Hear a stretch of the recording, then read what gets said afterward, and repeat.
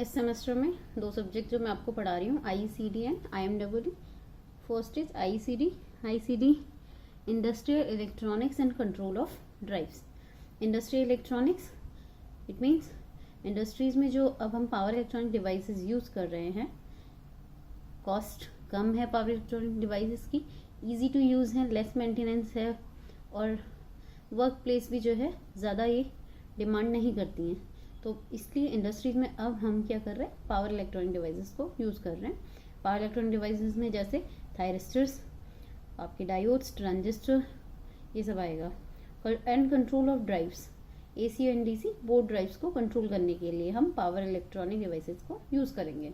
तो आगे इस चैप्टर में आप एप्लीकेशन पढ़ोगे ये सारी इन डिवाइसेस की। तो पहली जो डिवाइस है वो है थायरिस्टर फैमिली की सबसे इम्पॉर्टेंट टॉपिक है SCR, सिलिकॉन कंट्रोल रेक्टिफायर। ये आपका फर्स्ट टॉपिक है, इंट्रोडक्शन टू SCR।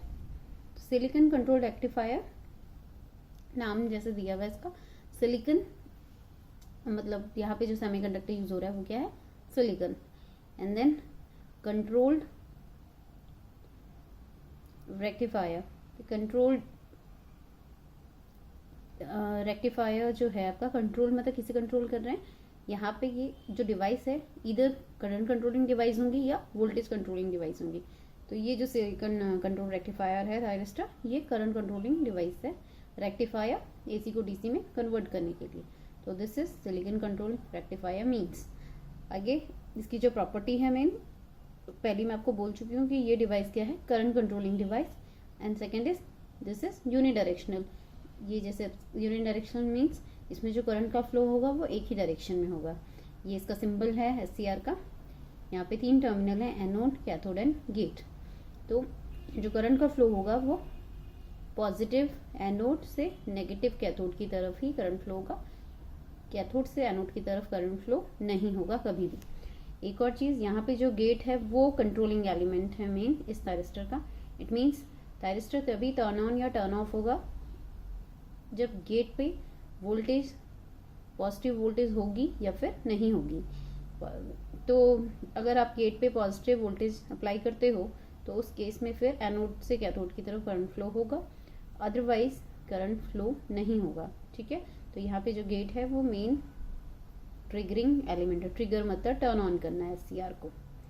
फिर आपके पास कंस्ट्रक्शन आ जाएगा, ये है इसका कंस्ट्रक्शन डायग्राम। PN 4 लेयर्स यहाँ पर दिखाई दे रही है। यहाँ पे 2 ट्रांजिस्टर हैं, PNP and NPN। PNP first transistor and NPN second transistor. तो 2 ट्रांजिस्टर को कंबाइन करके ये 4 लेयर SCR बिल्ड किया गया है। इसमें 3 टर्मिनल्स हैं, anode, cathode and gate. Anode positive terminal है इसलिए यहाँ पे P लेयर पे है, ऐसे ही N लेयर पे नेगेटिव टर्मिनल कैथोड, और गेट जो है आपका वो भी मैंने क्या बताया आपको, पॉजिटिव होता है।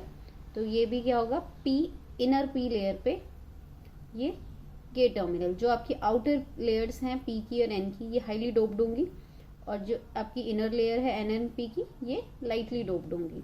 ठीक है, अब इसके बाद यहाँ पे 3 जंक्शन है, J1, J2, J3। अब आ जाइए इसकी वर्किंग प्रिंसिपल पे। तो इसमें SCR का वर्किंग प्रिंसिपल समझने के लिए यहाँ पे 3 मोड ऑफ ऑपरेशंस हैं। First forward blocking mode, second forward conducting mode and third is reverse blocking mode. First forward blocking mode.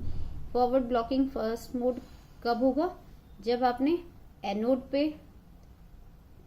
पे पॉजिटिव वोल्टेज अप्लाई करेंगे एंड कैथोड पे नेगेटिव वोल्टेज अप्लाई करते हैं, और इस टाइम अगर आपने गेट वोल्टेज VG जो है 0 है, आपने यहाँ पे कोई भी गेट पल्स नहीं अप्लाई की है, तो इस केस में यहाँ से ये पॉजिटिव P होने से ये किस में चला जाएगा, P लेयर फॉरवर्ड बायस में।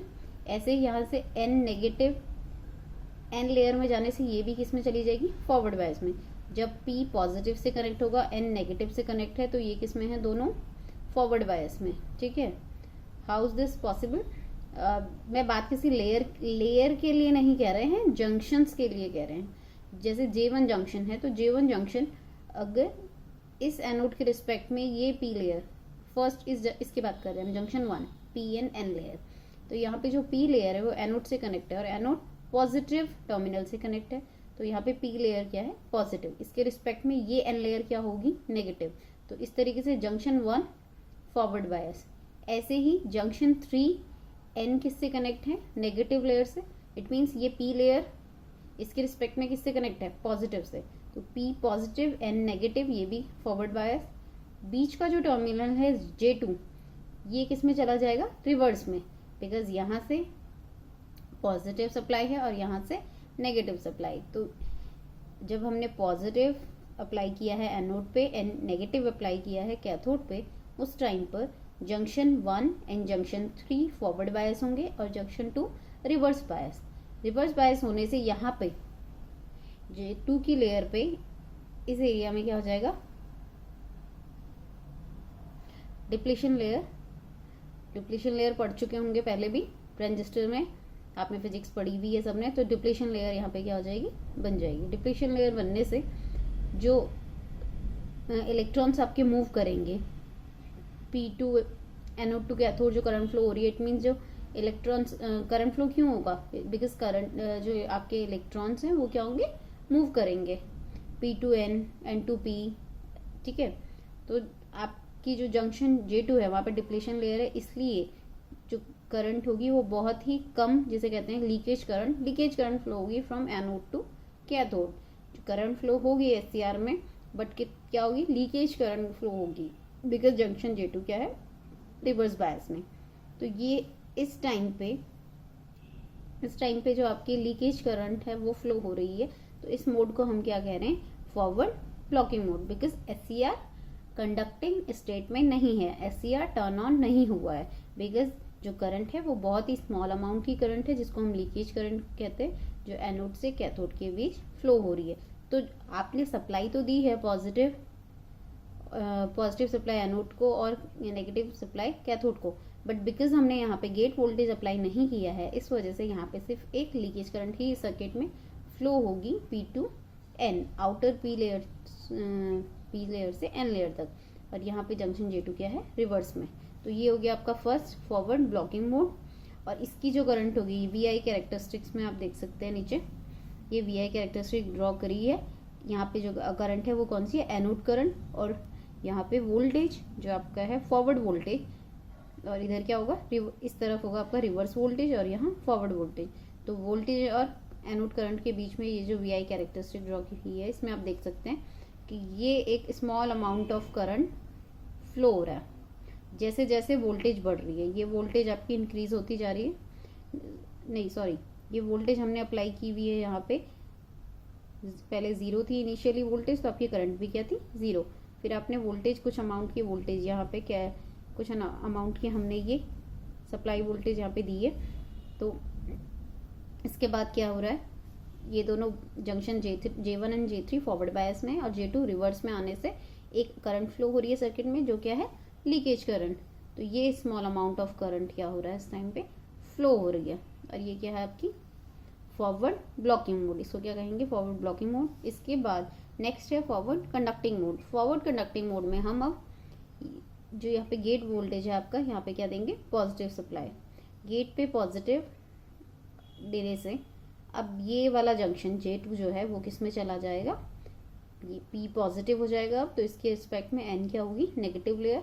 तो ये जंक्शन किस में चला जाएगा, रिवर्स से फॉरवर्ड में। और इस टाइम पे जो करंट होगी, जो पहले small amount of current flow हो रहा था एनोड से कैथोड, वो अब क्या होगा, ज़्यादा करंट एनोड से कैथोड की तरफ फ्लो होगी, बिकॉज इलेक्ट्रॉन अब इजीली मूव करेंगे। डिप्लीशन लेयर क्या हो गई है, यहाँ पे हट गई है, तो अब इलेक्ट्रॉन्स इजीली मूव करेंगे और करंट जो है एनोड से कैथोड हाई अमाउंट का एक करंट क्या होगा, सर्किट में फ्लो होगा, और SCR आपका कंडक्टिंग या टर्न ऑन स्टेट में आ जाएगा। ये एक मेथड है फॉरवर्ड ब्लॉकिंग से कंडक्शन में आने का।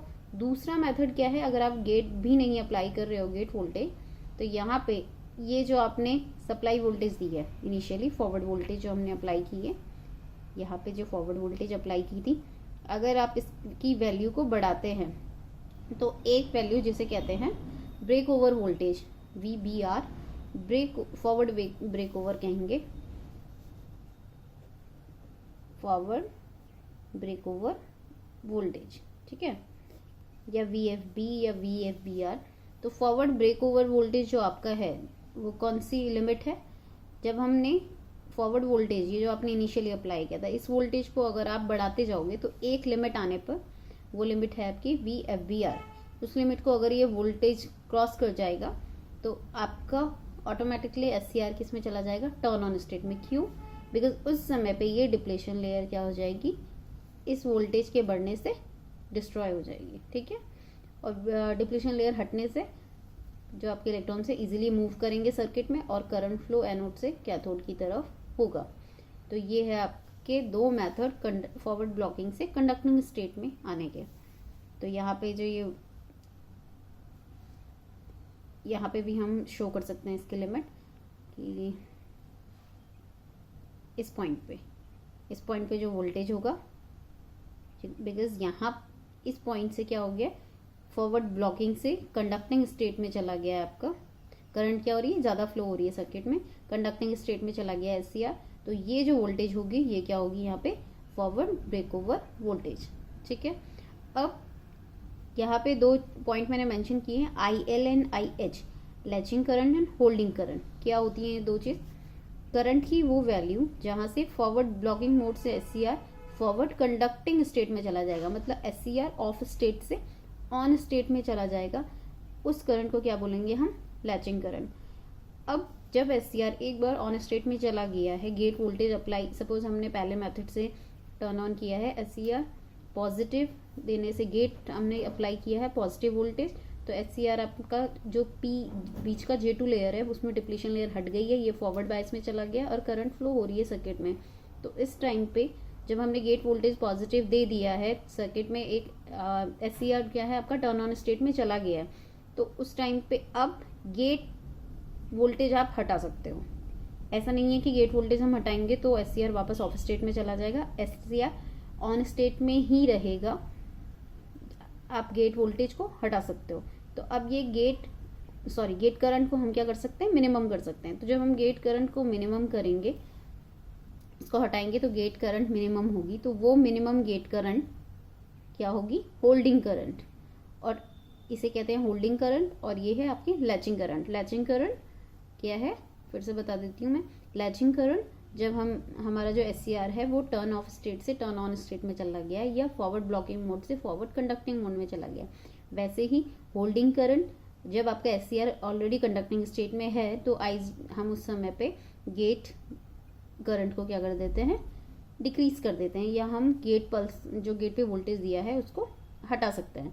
तो गेट वोल्टेज को हटाने के बाद जो करंट यहाँ सर्किट में रह जाएगी IG करंट, वो क्या होगी, होल्डिंग करंट, उसे कहेंगे हम होल्डिंग करंट। ठीक है, तो कंडक्टिंग स्टेट में आपकी है लैचिंग करंट, और ये ब्लॉकिंग स्टेट में कौन सी करंट है, holding current.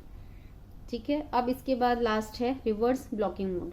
Reverse blocking mode क्या है, जब हमने टर्मिनल्स को क्या कर दिया, रिवर्स कर दिया।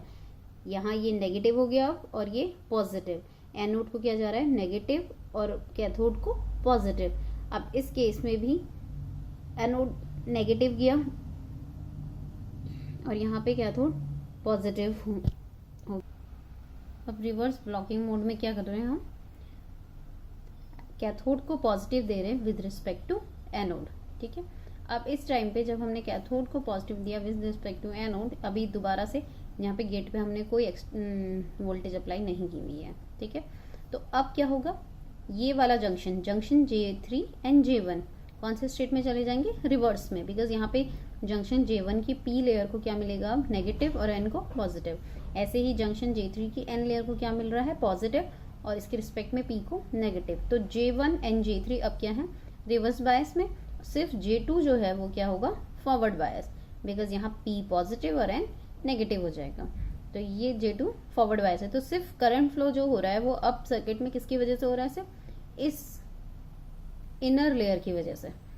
बाकी दो जो है वो किस में है, रिवर्स में। यहाँ पे डिप्लेशन लेयर ऑलरेडी बनी हुई होंगी, तो करंट मिनिमम करंट दोबारा वही लीकेज करंट फ्लो होगी। इसको कहते हैं हम इस टाइम पे रिवर्स लीकेज करंट। जो VI कैरेक्टरिस्टिक है उसमें रिवर्स मोड में हम देखेंगे ये रिवर्स लीकेज करंट सर्किट में फ्लो होगी। ठीक है, अब ये reverse leakage current, reverse voltage जो हमने यहाँ पे रिवर्स वोल्टेज दिया है, अगर आप इस रिवर्स वोल्टेज को बढ़ाते जाएंगे तो इसमें सेम चीज़, फिर एक लिमिट होगी रिवर्स ब्रेकडाउन वोल्टेज।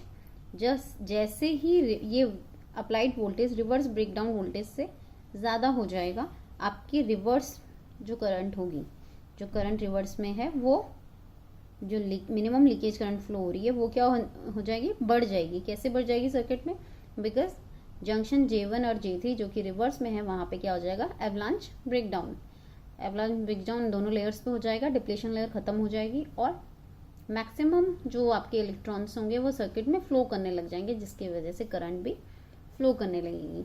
तो अब ये करंट क्या है, रिवर्स करंट। तो ये हो गई आपकी SCR की VI कैरेक्टरिस्टिक।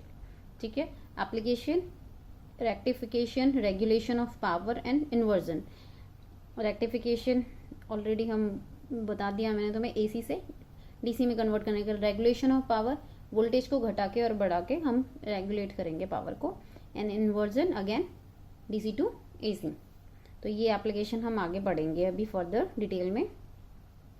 यह हो गया आपका SCR का construction, working principle and VI characteristic. इसके बाद नेक्स्ट जो टॉपिक है वो है आपका टू ट्रांजिस्टर एनालॉजी।